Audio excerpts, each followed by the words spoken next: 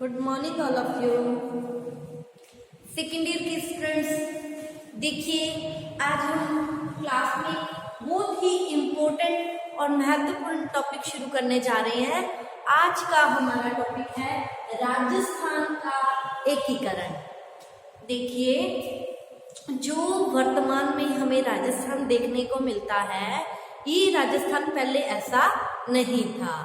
ठीक है, तो इसको किस तरह ये वर्तमान जो आज का इसका स्वरूप है, ये स्वरूप इसको कैसे दिया गया और राजस्थान का ये जो आज वर्तमान स्वरूप देखने को मिलता है, इस स्वरूप में राजस्थान को लाने के लिए क्या क्या करना पड़ा और किसका सहयोग इसमें महत्वपूर्ण रहा, आज हम इसी टॉपिक पर चर्चा करेंगे। देखिए, जब भारत आजाद हुआ था उस समय राजस्थान, जो वर्तमान में हमें राजस्थान देखने को मिलता है, ऐसा नहीं था बिल्कुल।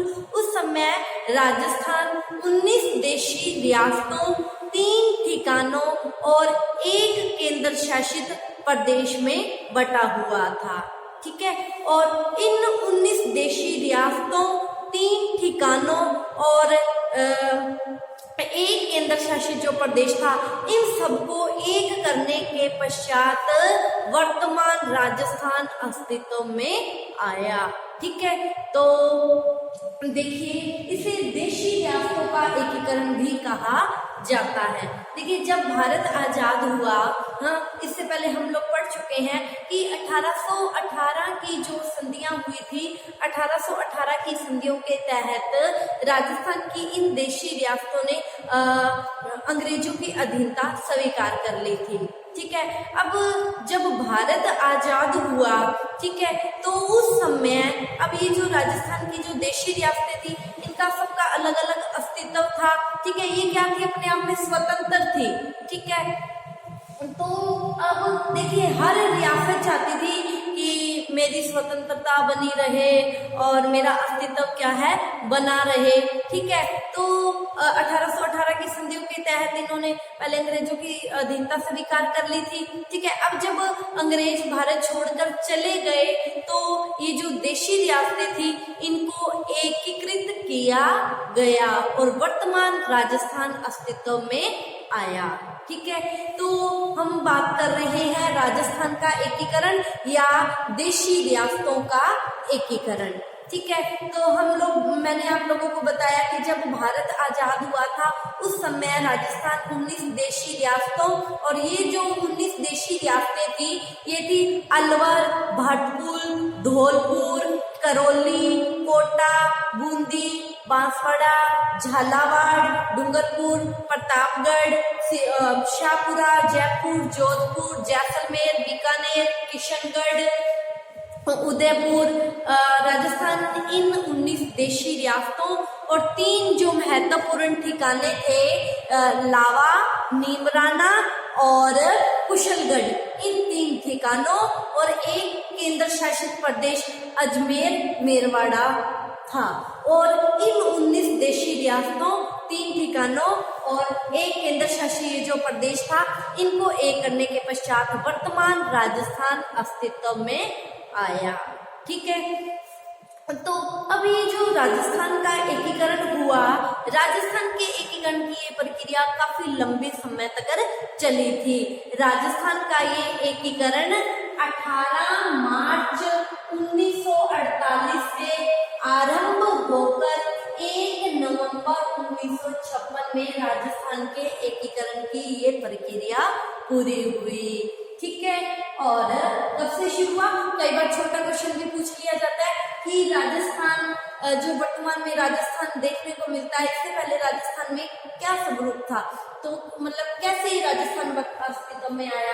तो 19 देशी रियासतों, 3 ठिकानों और 1 केंद्र शासित प्रदेश, इनका एकीकरण करने के पश्चात वर्तमान राजस्थान अस्तित्व में आया। और राजस्थान के एकीकरण की ये प्रक्रिया 18 मार्च 1948 से आरंभ होकर 1 नवंबर 1956 में पूरी हुई। कई बार टाइप में पूछ लिया जाता है कि एकीकरण कब से लेकर कब तक हुआ। ठीक है, और राजस्थान का ये जो एकीकरण था, ये 7 चरणों में पूरा हुआ था। कितने चरणों में? 7 चरण लगे थे। ये जो 19 देशी व्याप्ति, 3 ठिकाने और एक केंद्र शासित प्रदेश था, इनको जब एक किया गया तो 7 चरणों में ये एकीकरण की प्रक्रिया पूरी हुई थी। ठीक है, और राजस्थान का ये जो एकीकरण जिसकी प्रक्रिया 7 चरणों में पूरी हुई और राजस्थान जो वर्तमान में राजस्थान मिलता है ये अस्तित्व में आया। इसमें जो सबसे महत्वपूर्ण सहयोग जो रहा देशी रियासतों के एकीकरण करने का, वो पीवी मेमन और सरदार वल्लभ भाई पटेल के योगदान से राजस्थान का एकीकरण पूरा हुआ और वर्तमान राजस्थान जो हमें देखने को मिलता है, ये राजस्थान अस्तित्व में आया। ठीक है, तो राजस्थान के एकीकरण की ये जो प्रक्रिया थी ये 7 चरणों में पूरी हुई। ठीक है, अब हम इन चरणों के बारे में पढ़ेंगे एक एक करके। तो सबसे पहले हम लोग पढ़ेंगे प्रथम चरण, राजस्थान के एकीकरण का प्रथम चरण। देखो, इसको राजस्थान के एकीकरण का प्रथम चरण भी कहा जाता है और इसे मत्स्य संघ का निर्माण भी कहा जाता है। ठीक है, प्रथम चरण भी इसी को कहा जाता है और मत्स्य संघ भी इसी को ही कहा जाता है। और मत्स्य संघ का गठन, जैसे कि मैंने आप सबको बताया, राजस्थान के एकीकरण की प्रक्रिया 18 मार्च 1948 में आरंभ हुई थी। तो ये जो प्रथम चरण है राजस्थान के एकीकरण का, जिसको मत्स्य संघ कहा गया है, ये ही वो चरण था जिस 18 मार्च 1948 को मत्स्य संघ का निर्माण हुआ, अर्थात राजस्थान के एकीकरण की प्रक्रिया आरंभ हुई। ठीक है, और राजस्थान का ये जो प्रथम चरण था, इस प्रथम चरण के अंतर्गत राजस्थान की 4 रियासतों या पूर्वी राजस्थान की 4 रियासत भी से कहा जाता है। अलवर, ये 4 रियासतें कौन कौन सी थी? देखिए, अलवर,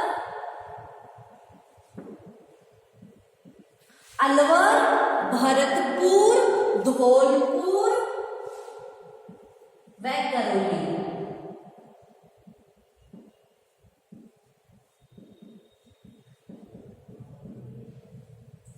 देखिए, प्रथम चरण, हम राजस्थान के एकीकरण की प्रक्रिया का प्रथम चरण पढ़ रहे हैं। प्रथम चरण जिसको मत्स्य संघ का निर्माण भी कहा जाता है, मत्स्य संघ का निर्माण हुआ, ये 18 मार्च 1948 को हुआ। राजस्थान की 4 रियासतों अलवर, भरतपुर, धौलपुर और करौली, इनको मिलाकर एक कर दिया गया। ठीक है, और राजस्थान की जो 4 रियासतें थी, अलवर, भरतपुर, धौलपुर, करौली, इनको एक किया गया।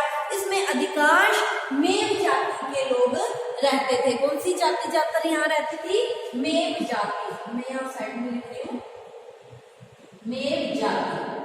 ठीक है, 18 मार्च 1948 को राजस्थान की इन 4 रियासतों को एक करके राजस्थान के एकीकरण की प्रक्रिया को आरंभ किया गया।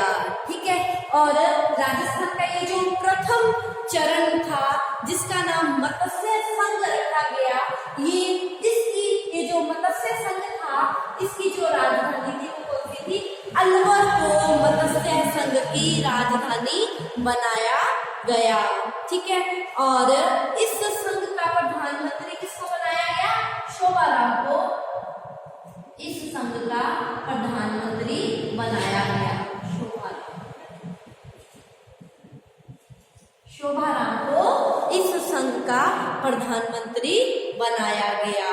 ठीक है, और इसके साथ ही इस संघ का जो राज प्रमुख बनाया गया वो उदयभान को, जो धौलपुर के थे, राज प्रमुख इन्हें बनाया गया। उदयभान कहां से थी? धौलपुर से थे। इस संघ का राज प्रमुख उदयभान को बनाया गया और इसका ये जो मत्स्य संघ है, इसका उद्घाटन जो किया गया वो एमवी गाडगिल के द्वारा किया गया।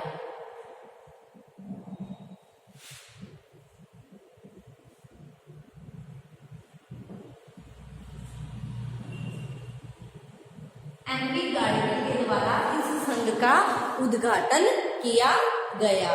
ठीक है, और के.एम. मुंशी के सुझाव पर या उनकी अनुशंसा पर इस संघ का नाम मत्स्य संघ रखा गया। क्यों?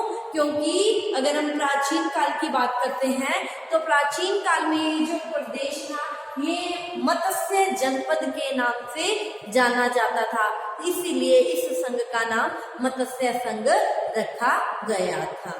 ठीक है, तो इस तरह हम लोगों ने आज राजस्थान के एकीकरण के प्रथम चरण को पढ़ा। तो ये आप इसका एक बार स्क्रीनशॉट ले लीजिए। मैं फिर से रिवाइज करवा देती हूँ कि राजस्थान एकीकरण जो हुआ, इससे पहले जो राजस्थान था 19 देशी रियासतों, 3 ठिकानों और 1 केंद्र शासित प्रदेश में बटा हुआ था, और इन सबको जब एक किया गया तो वर्तमान राजस्थान अस्तित्व में आया। और राजस्थान का ये जो एकीकरण था ये 7 चरणों में पूरा हुआ। 18 मार्च 1948 से आरंभ होकर 1 नवंबर 1956 में राजस्थान के एकीकरण की ये प्रक्रिया पूरी हुई, और जिसमें सरदार वल्लभ भाई पटेल का सबसे महत्वपूर्ण योगदान माना जाता है। ठीक है, और ये जो 7 चरण थे, जिसमें पहला चरण था मत्स्य संघ का निर्माण। मत्स्य संघ का निर्माण 18 मार्च 1948 को हुआ। इसमें अलवर, भरतपुर, धौलपुर और करौली की ये जो रियासतें थी इनको एक करके मत्स्य संघ का निर्माण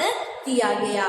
ठीक है, और इसकी जो राजधानी थी मत्स्य संघ की, अलवर को इसकी राजधानी बनाया गया। प्रधानमंत्री किसको बनाया गया? शोभाराम को इसका प्रधानमंत्री बनाया गया। ये कहाँ से बिलोंग करते थे? ये अलवर से ही बिलोंग करते थे, अलवर के थे शोभाराम। ठीक है, और इस संघ का राष्ट्रप्रमुख किसको बनाया गया? उदयभान को बनाया गया, जो धौलपुर के थे। और इस संघ का जो विधिवत उद्घाटन है वो एमपी गाडगिल के द्वारा किया गया। ठीक है, तो इस तरह हम लोगों ने राजस्थान के एकीकरण का प्रथम चरण पढ़ा।